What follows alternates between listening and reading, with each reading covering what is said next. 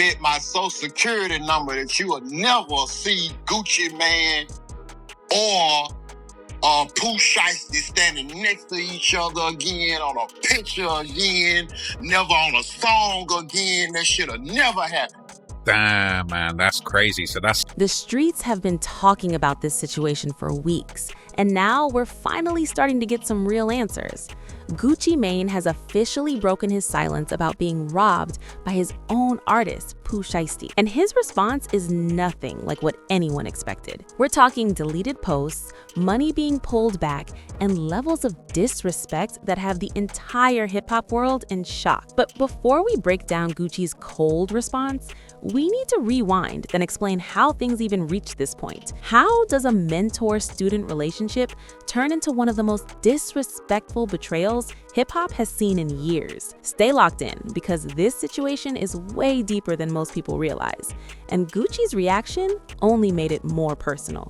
Let's start with the basic. Gucci Mane has been a legend in this game for over 2 decades. He helped shape the trap sound that dominates hip-hop today. From his early mixtape grind to building 1017 Records into a powerhouse label, Gucci has made a career out of spotting raw talent and turning it into stars. Pooh Shiesty, born Lontrell Williams, came up in Memphis, a city known for producing some of the hardest rappers in the culture. Before music ever became a serious career, Pooh already had a reputation in the streets. His name was ringing, and not just because of rap. That street credibility became a major part of his appeal. He had a raw, unpolished energy that reminded people of early Gucci Mane. No fake image, no industry polish, just real stories from real situations. And that authenticity is exactly what caught Gucci's attention. What makes this even more interesting is that Pooh Shiesty wasn't some unknown kid when Gucci found him. He already had a buzz in Memphis. People were talking about him. What he lacked was industry access, someone with power, experience, and connections who could take him to the next level. The way Gucci discovered Pooh Shiesty wasn't through some corporate A&R meeting. It came through street connections, people who understood both the music business and the streets. When Gucci finally heard Pooh's music, he immediately knew there was something special there. The talent was obvious, but more importantly, the authenticity couldn't be faked. In an industry full of manufactured personas, Pooh Shiesty felt real. The signing didn't take long. When Gucci sees potential, he moves fast. He reached out directly, and the conversation was straight to the point. Gucci saw the vision, Pooh needed the platform, and 1017 needed that Memphis energy. For Pooh, signing with Gucci Mane was life-changing. He went from a local Memphis rapper to being part of one of the most respected labels in hip-hop. Gucci didn't just sign him, he mentored him. He gave him access to top producers, industry connections, and the full backing of 1017 Records. In the beginning, everything looked perfect. Gucci was the seasoned veteran, Pooh was the hungry protege. Together, they were making music that had both the streets and the industry paying attention. Nobody could have predicted how this story would end, but then reality hit. Pooh Shiesty caught a federal case and ended up doing time, putting his career on pause right when it was starting to take off. Popular rapper arrested. He's accused of shooting a security guard at a South Florida gentleman's club and will remain behind bars. A judge denied bond for 21-year-old Lontrell Williams. And it lands a rapper in jail. 7 Sheldon Fox with the exclusive. Rhode Island says you're wanted with it. Mr. Williams, you were arrested for pursuant to an arrest. For most artists, going to prison would have been the end of the story. But Gucci Mane isn't most label bosses. While Pooh Shiesty was locked up, Gucci made sure his name never disappeared.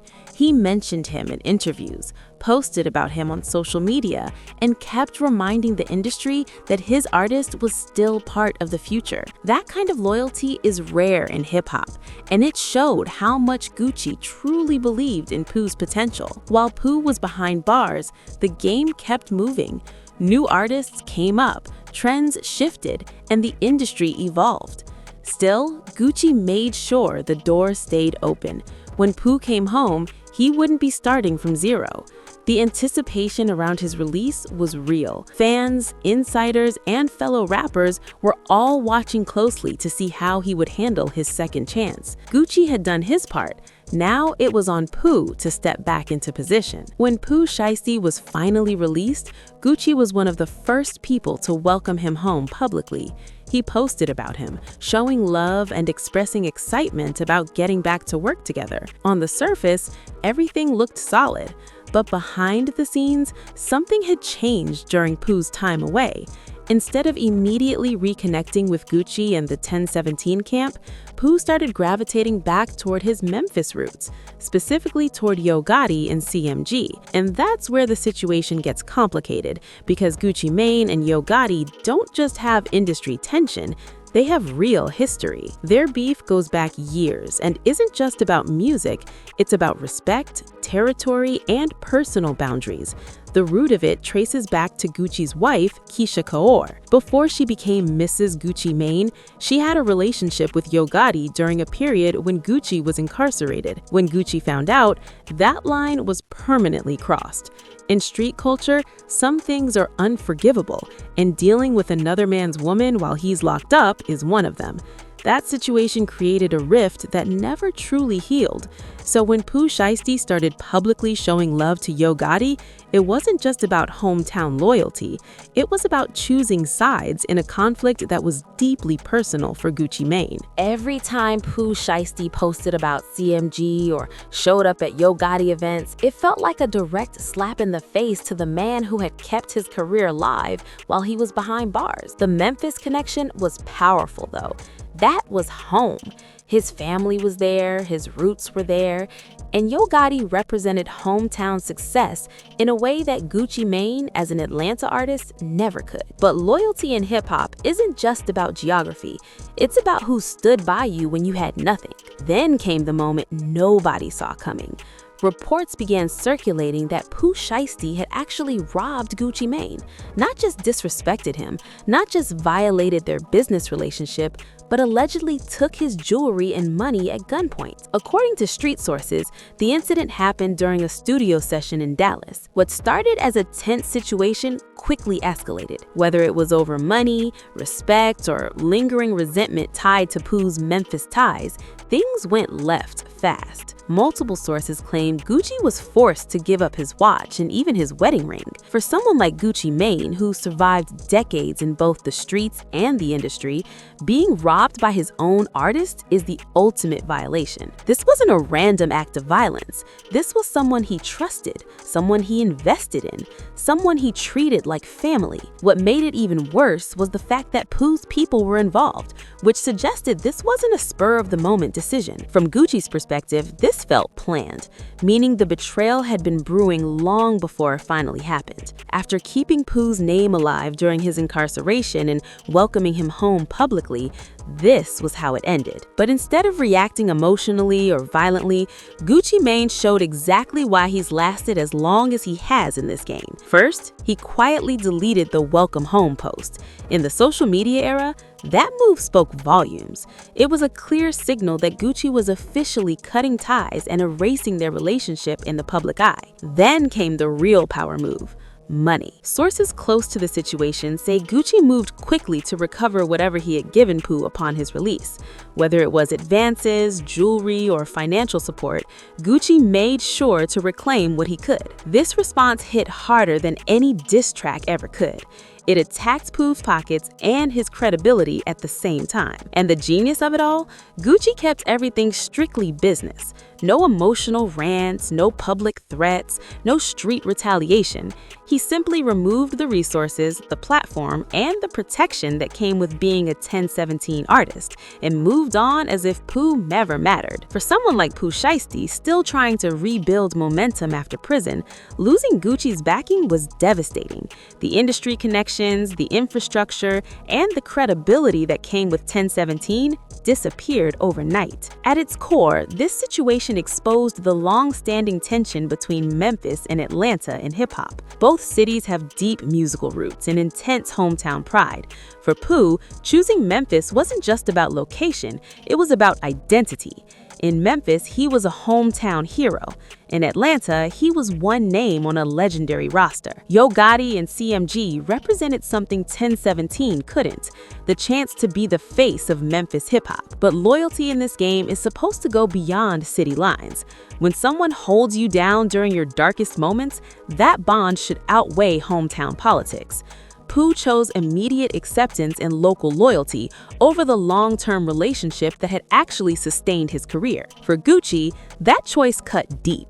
This wasn't just business to him. He genuinely believed in Pooh's talent and invested more than money. He invested belief. The hip-hop world watched it all unfold with mixed reactions.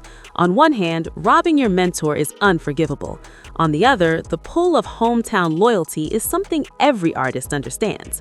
But Gucci's response sent a clear message to the industry.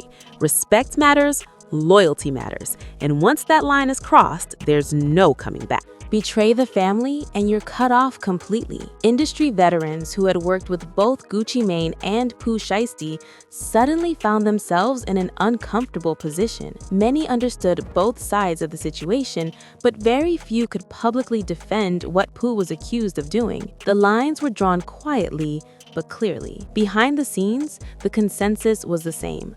Certain violations simply can't be justified. The Memphis hip-hop community was split down the middle. Some stood by Pooh, viewing his actions as loyalty to his city. Others felt he crossed a line. You can represent your hometown without disrespecting the people who helped elevate you. Choosing your city shouldn't require burning bridges that were built on trust. Atlanta, on the other hand, rallied behind Gucci Mane. The city's hip-hop culture is tight-knit, and disrespecting one of its legends is seen as disrespecting the entire community. To Atlanta, this wasn't just a personal dispute, it was an attack on one of their own. The situation also exposed deeper regional tensions within hip-hop. Different cities move by different codes, especially when it comes to loyalty, respect, and business. What might be excused in one place is considered unforgivable in another. In the end, both artists lost something. Pooh Shiesty lost a powerful mentor and one of the strongest industry connections available to a young artist. Gucci Mane lost an artist he genuinely believed in, someone he invested time, money, and energy into developing. For Pooh, the immediate approval of his hometown may not outweigh the long-term consequences of burning a bridge with one of hip-hop's most influential figures. Gucci's reach in the industry is deep, and being on the wrong side of that influence can quietly close doors for years. For Gucci, this situation was a harsh reminder that loyalty can't be bought or forced. You can give someone opportunity, resources, and guidance, but you can't make them grateful and you can't make them loyal. The hip-hop world watched this unfold as a cautionary tale. Even the strongest mentor-student relationships can collapse when personal loyalties clash and decisions are made without foresight. Success in this industry takes more than talent. It requires wisdom, discipline, and the ability to navigate complicated relationships without self-destruction. This situation also showed how deeply personal and business relationships are intertwined in hip-hop. The unresolved tension between Gucci Mane and Yo Gotti, rooted in personal history involving Gucci's wife, Keisha Kaur, created an environment where Pooh Shiesty was forced to choose sides. And when that moment came, he chose wrong. At its core, this entire saga comes down to respect and loyalty. Gucci Mane had every right to feel betrayed, and his response was measured, calculated, and effective. He didn't escalate the situation into violence or chaos. Instead, he made sure the consequences were felt in the only language the industry truly understands: access, resources, and credibility. If the allegations are true, Pooh Shiesty's decision to rob his mentor will follow him for the rest of his career. In an industry built on reputation and relationships, that kind of betrayal isn't easily forgotten or forgiven. The real tragedy is that none of this had to happen. Pooh could have maintained his Memphis ties while still honoring the man who helped change his life. Instead, he chose the most destructive path possible. For fans of both artists, this story represents wasted potential. The music they could have created, the legacy they could have built together, all of it disappeared because of poor judgment and divided loyalties. But this is hip-hop, where loyalty is everything and betrayal always comes with consequences. Gucci Mane's response is exactly why he has survived and thrived for so long in this game.